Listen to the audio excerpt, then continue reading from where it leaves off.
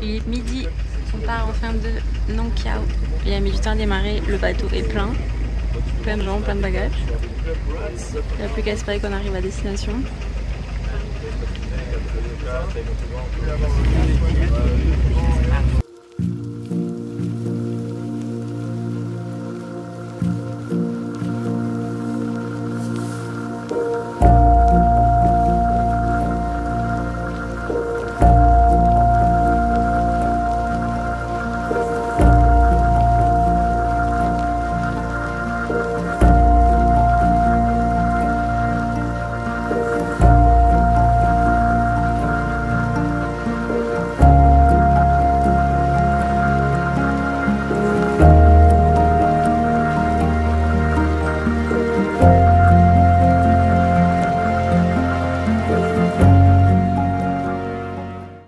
Si vous pouvez venir en sac à dos, parce que là, c'est compliqué. Et voici la chambre à Muang Ngoy. Il n'y avait que 2 hôtels qui avaient la clim et en fait c'est les mêmes propriétaires. Donc on avait réservé avec l'un et ils nous ont mis dans l'autre. Mini room tour puisqu'elle n'est pas très grande. Hop, douche, toilette, salle de bain. Voilà. Et vraiment si vous pouvez venir en sac à dos, je vous conseille parce que là entre mettre la valise sur le bateau, après la tirer dans les graviers, la terre et tout, c'est la galère, vraiment. Surtout celle-ci elle pèse mais bon comme je pars pour 1 an en Asie, et ben, j'étais obligée de prendre quand même pas mal d'affaires. Enfin j'étais obligée, je voulais en tout cas prendre pas mal d'affaires. Et voici la vue depuis le balcon, plutôt sympa.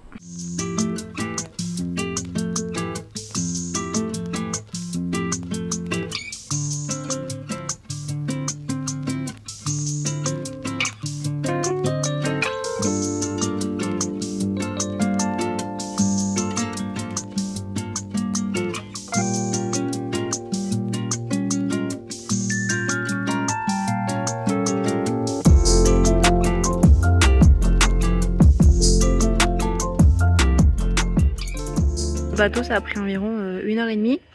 Il a déposé 2 passagers donc on a fait 2 stops et il est parti bien en retard, il est parti à midi au lieu de 11h30. Et là ça fait à peu près 45 minutes qu'on est au resto et qu'on attend les plats. Faut pas être pressé ici, mais bon de toute façon on n'avait pas prévu grand chose cet après-midi à part se balader dans le village qui n'est pas très grand, c'est littéralement une rue. Donc voilà, on attend tranquillement nos plats et on mange juste à côté de l'hôtel. On mange ici, ça s'appelle Nixa restaurant et c'est le seul resto qui est ouvert. En fait on a déjà fait un côté du village où sur Maps ils indiquaient 4-5 restaurants qui étaient pas mal et tout est fermé. Donc est-ce que c'est parce qu'il est 14 h et que c'est fermé ou est-ce que c'est parce que c'est la basse saison et donc ils ouvrent pas les restos, je sais pas. On verra ce soir s'il y a plusieurs restos ouverts. Peut-être qu'on est arrivé un peu tard. Mais en tout cas ça a l'air très tranquille et très chouette. La seule galère c'est pour les valises parce que l'hôtel est pas à côté de l'embarcadère. Donc tirer la valise dans ça là on a bien galéré. Et on a de manger notre plat pour reprendre des forces. Entre la rando de ce matin, on s'est levé à 4h30 du matin. Là les valises, je pense que j'ai fait le sport pour la journée. Et demain on partira en balade demain matin. Comme ça on évitera la chaleur. Pour rejoindre un village qui s'appelle Panna. Et comme ça on ira voir les rizières.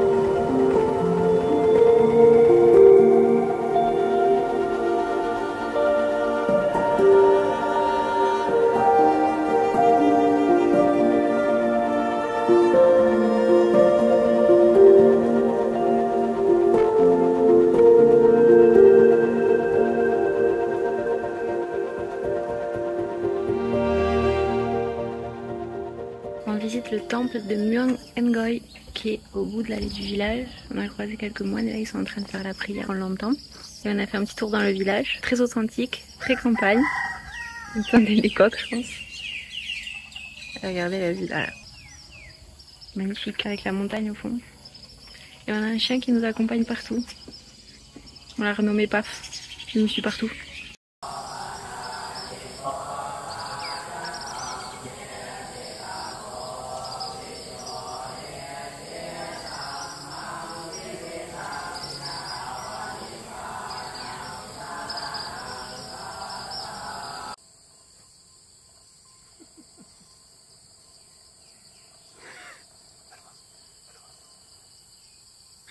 Regardez.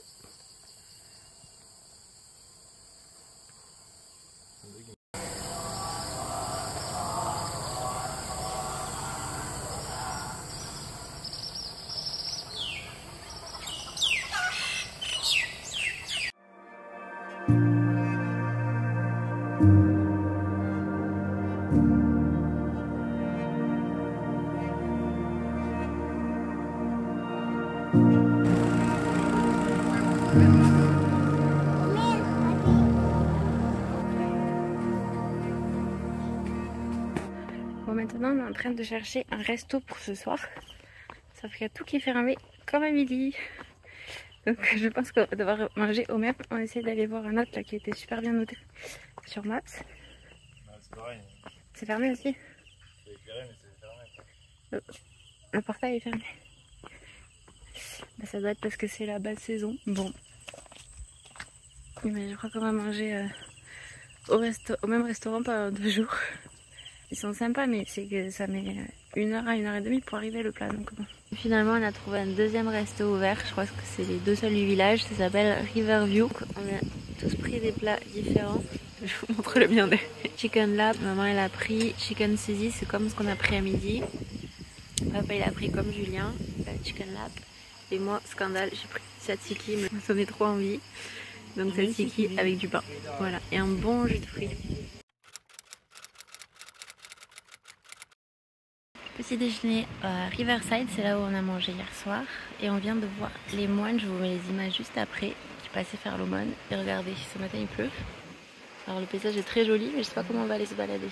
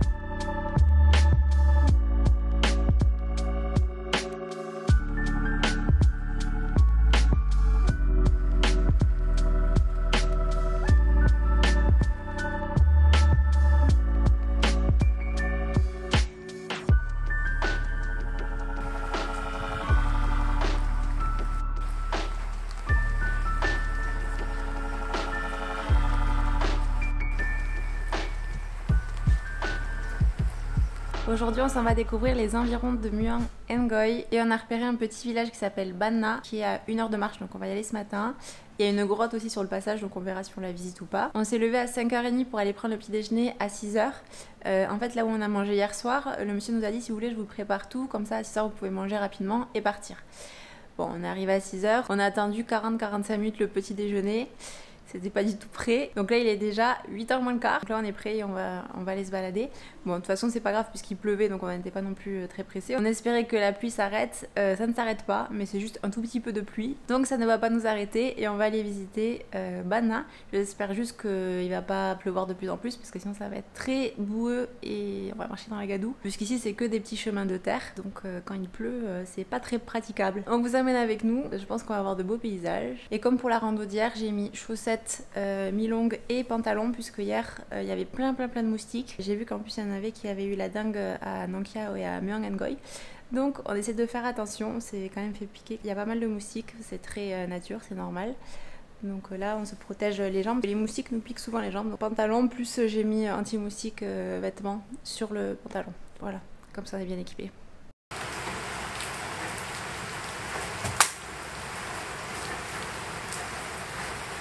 On est prêt mais la pluie n'a pas trop l'air de vouloir se calmer. Donc on profite de la vue en attendant que ça se calme un petit peu. Là il pleut plus que ce matin donc s'il pleut un petit peu d'accord mais regardez la vue par contre. Trop beau. Puis le balcon de l'hôtel, comme d'habitude je vous mets le lien en description vers cet hôtel. Le lien de Booking.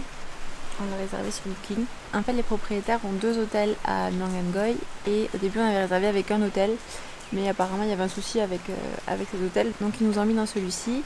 Mes parents ont été upgradés dans une chambre de luxe, donc eux ils sont en bas dans les chambres qui sont là. Et nous on a la chambre qu'on avait, pour laquelle on a payé. On a la climatisation dans les 2 chambres et heureusement parce qu'au début, en fait quand on cherchait des hôtels ici, la plupart des hôtels n'ont pas de climatisation. Donc on se dit bon bah, c'est parce qu'il doit faire plus frais donc c'est peut-être pas nécessaire, mais en fait non, c'est juste que sûrement ça doit être beaucoup plus cher de mettre la clim, d'équiper les chambres de la climatisation. Donc il n'y a que 2 ou 3 hôtels qui ont la climatisation à Myang An Goy, dont celui-ci et l'autre du coup qu'on avait réservé vu que c'est les mêmes propriétaires. Et dès que vous prenez la climatisation ça fait monter le prix. Alors attention ça reste quand même des prix d'Asie donc c'est pas cher. On a dû payer 22 ou 23 € la nuit. Mais au Laos en général vous trouvez des chambres à 11 €, enfin des chambres comme celle-ci en tout cas à 11 €. Mais là vu qu'il y a la climatisation bah, c'est le double mais honnêtement c'est nécessaire. Hier il faisait super chaud et on était bien content d'avoir la clim. Je pense que sans clim on aurait très mal dormi. Là il pleut donc ça s'est quand même un petit peu rafraîchi mais il fait quand même chaud. Donc si vous venez à Myang An Goy, vérifiez que les chambres soient équipées de la clim. Enfin, si c'est quelque chose qui est important pour vous, sinon je pense qu'il doit avoir des ventilateurs. La pluie c'est une chose mais la gadou c'en est une autre. Regardez l'état des chaussures. J'ai ramené toute la terre du Laos sur mes chaussures. Et surtout on fait attention de ne pas glisser parce que purée ça glisse. On marche à 2 à l'heure, on voit des Laotiens passer à toute vitesse. À toute vitesse, eux, ils ont pas peur de glisser mais ils ont des petites chaussures. Moi en fait mes crampons là, ça attrape toute la terre. Et il y en a, il s'est moqué de moi, il a dit ah, regarde tes chaussures par rapport aux miennes. Mais bon on va y arriver. Je pense juste que ça va prendre plus d'1 heure. Toute la famille en route vers Ban Ma. Ils longent le bord parce que là c'est hyper glissant en fait. Par contre les paysages trop beaux.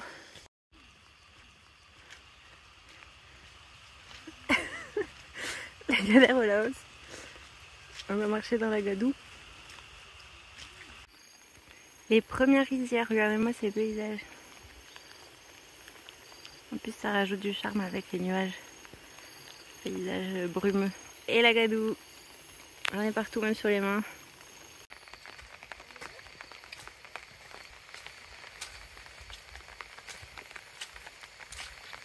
Le seul qui a un parapluie c'est Julien.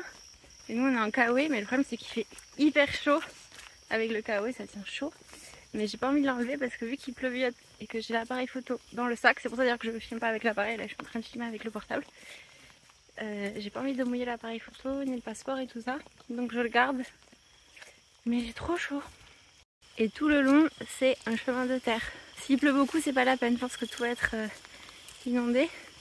Là non il pleut un peu juste histoire que ce soit bien glissant quand je fais tomber en même temps que je vous parle. On est suivis, on est passé devant elle et elles nous suivent. Et là regardez, 3 buffles. J'adore les buffles.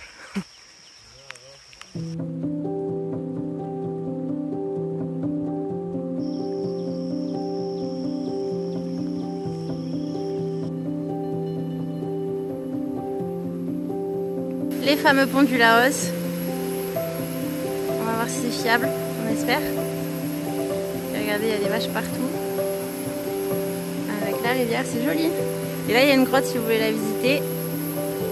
Nous, on n'y va pas, parce que, enfin, en tout cas pas à l'aller, peut-être au retour, on verra. Bon, on a passé la douane du pont. Puisqu'il y a une dame qui nous attendait, elle était chez elle et quand elle nous a entendu, elle est sortie.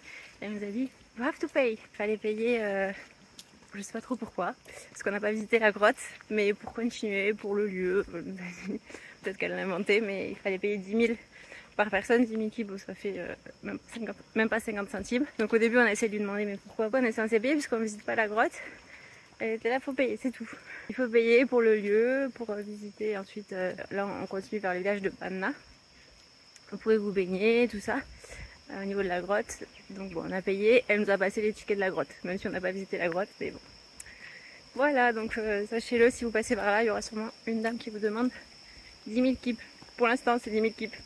Peut-être que ça va augmenter. Bon, là-haut, on n'a pas trop eu ce genre de pratique pour l'instant, mais au Vietnam, par contre, on l'a eu très souvent. Des parkings qui se créaient comme ça d'un coup. On posait les vélos et 2 heures après, on retrouvait notre vélo 10 mètres plus loin avec d'autres vélos. C'est le mec qui a pris tous les vélos du coin et qui a dit ici c'est mon parking et pour mettre votre vélo dans mon parking c'est je sais pas 5 000 ou 10 000 dong, alors que c'était pas un parking quoi, c'est juste dans la rue. Il a rassemblé tous les vélos des touristes. Ça c'est très courant au Vietnam. On l'a eu aussi avec le scooter, mais le scooter encore il y avait plein de scooters, c'était un peu plus cohérent parce qu'il y avait les locaux, tout ça. Là les vélos ils ciblaient vraiment que les touristes.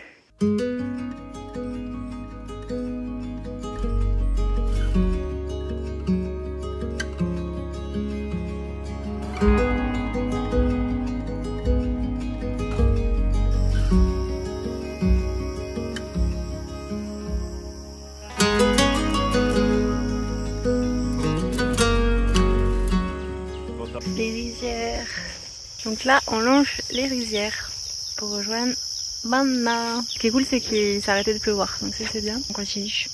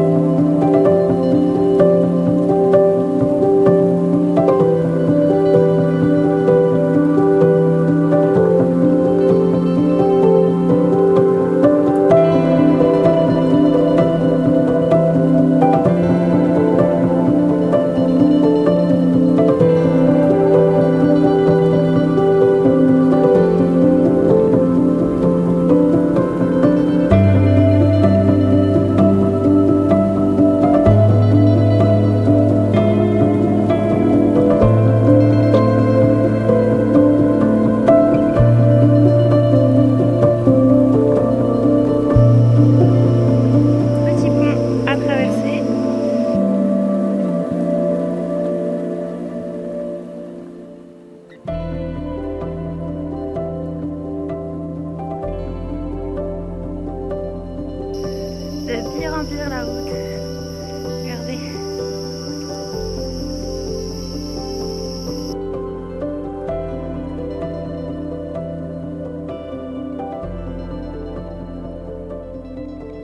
Bon, on continue.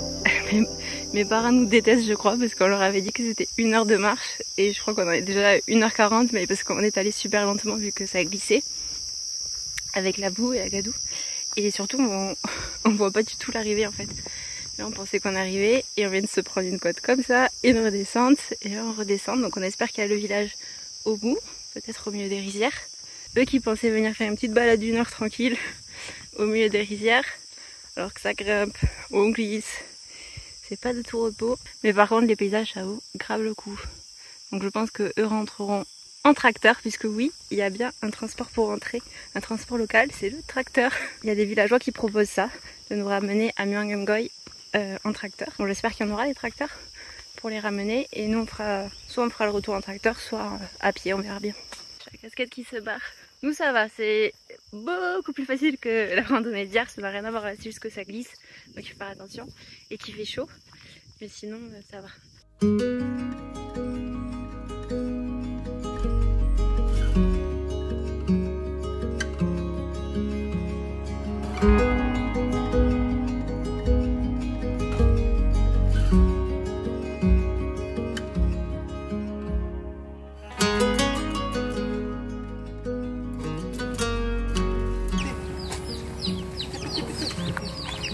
Je peux pas. Regarde, il y en a un autre métier à tisser là. Allez, on avance. Plus vite. Plus vite.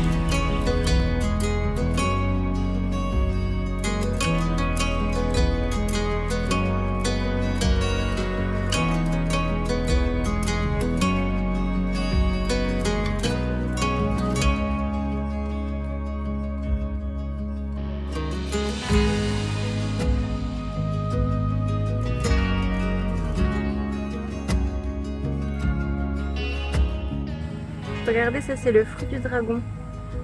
Ça pousse sur une liane comme ça. Et pour rentrer à Murangenoy, regardez, je vais prendre le tracteur qui se trouve ici. Donc c'est 150 000. Sûrement pour le tracteur, donc pour tout le monde.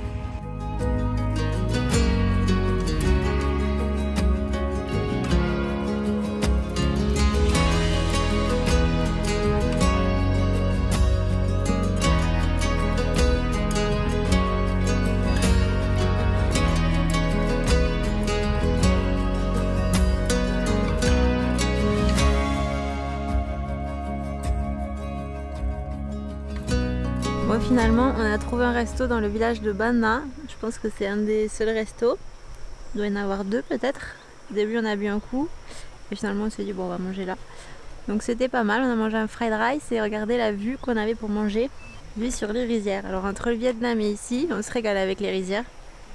Et puis avec les nuages, là, ça fait trop beau. Et le village de Bana, c'est un petit village. Il n'y a pas grand chose, mais c'est sympa à voir. Et maintenant, c'est le tour de Droni qui est vers là. Non, je sais pas où il est. On vous met les images juste après. On en profite de pouvoir faire voler le drone parce qu'en Thaïlande, en Malaisie et au Vietnam, on a pu le faire voler, mais en Thaïlande et Malaisie, on l'a pas fait voler du tout du séjour. Parce qu'à chaque fois qu'on voulait le faire voler, il y avait marqué que c'était interdit, ou alors on était dans des grosses villes, donc là évidemment on ne peut pas. Donc là, on en profite dans ces beaux paysages.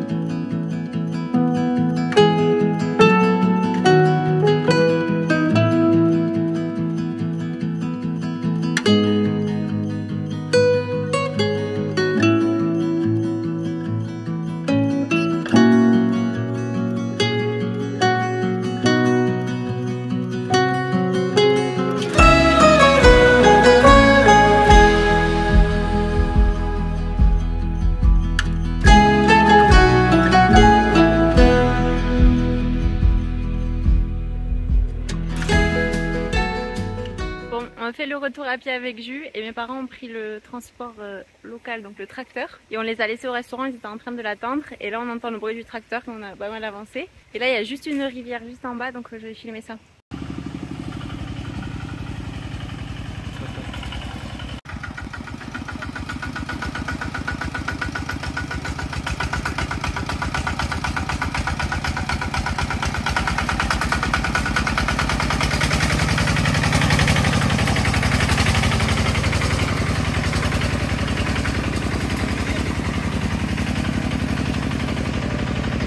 Ça me rappelle quand j'étais petite que j'allais chercher les champignons à la montagne avec mon père. Il me trouvait toujours un bâton dans la forêt. Ça aide pour marcher. Et là pareil, il m'a légué son bâton pendant qu'il est monté sur le tracteur. J'ai un de ces boutons là, c'est un bouton de moustique. Je me suis fait piquer hier en haut de la rando. Au Phadeng Viewpoint, il y avait des nuées de moustiques, c'était impressionnant. Et on a mis l'anti-moustique partout. Mais pas sur la tête, pas sur le visage. Et ben voilà. C'est un bouton moustique. J'espère qu'il va partir parce qu'en plus il me gratte. Il s'arrête de pleuvoir, il repleut. Il s'arrête de pleuvoir, donc on enlève le kawaii, on remet le kawaii. Trop beau ces paysages, regardez. C'est hyper agréable de se balader dans ces paysages. Bon, on peut pas tout avoir, mais avec la pluie, bah, ça rafraîchit un petit peu. Même s'il fait pas très frais, je pense que vous voyez à mes joues que je suis assez rouge. Bon allez, je range le portable, je remets le kawaii. Voici un petit aperçu de la grotte. Je pense que je vais aller juste là, pas plus loin parce que j'ai un peu la trouille. Bon, on commence à voir une habitation, donc je pense qu'on doit se rapprocher de Murangenoy. Regardez les vaches. Ce matin, elles nous ont poursuivis, j'ai jamais vu ça. J'ai jamais vécu une situation comme ça. On est passé devant des vaches et devant des buffles. Il y a les vaches qui ont commencé à nous suivre. Il y avait, je sais pas, 3-4 vaches. Les buffles ensuite ont commencé à nous suivre ou à suivre les vaches, je sais pas. Et dès que Julien s'arrêtait, il s'arrêtait. Genre à 1 mètre, il le collait pas. Et dès qu'il reprenait, et ben il resuivait. Mais vraiment, c'était impressionnant. On est en train d'arriver au village et compter 1h30. Ce bruit. Les vaches elles font un bruit bizarre ici. On a mis donc 1h30 pour le retour et on a marché un rythme classique. Le seul truc c'est que ça glissait, donc il y avait des endroits où on devait ralentir. Mais ouais, vous pouvez compter environ 1h30. pour aller jusqu'au village de Banna. Voilà. Et avec la grotte sur le chemin, si jamais vous voulez la visiter. Et à l'aller, on a mis beaucoup... Ah, j'arrive pas à parler. Et là, je disais qu'à l'aller, on avait mis beaucoup plus de temps. On a fait voler le drone, on a pris le temps. Bon, je laisse tomber. Vous avez compris l'idée. C'est un peu désert quand même ce village, entre les restos qui sont fermés. Et regardez, pour acheter les tickets de bateau, normalement c'est ici. Mais sauf qu'il n'y a vraiment personne. On essaie d'interpeller les gens qui sont autour, mais personne ne sait. On va y revenir un peu plus tard. C'est pour prendre le bateau pour demain, à 9h30. On voulait prendre le ticket comme à Nankia où il fallait réserver un jour avant. On s'est dit on va venir un jour avant aussi. Mais il n'y a personne.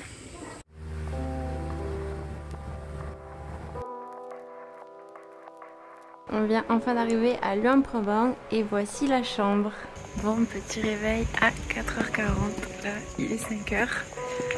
Nous sommes dans Luang Prabang. C'est vraiment pas de tout repos ces vacances au Laos.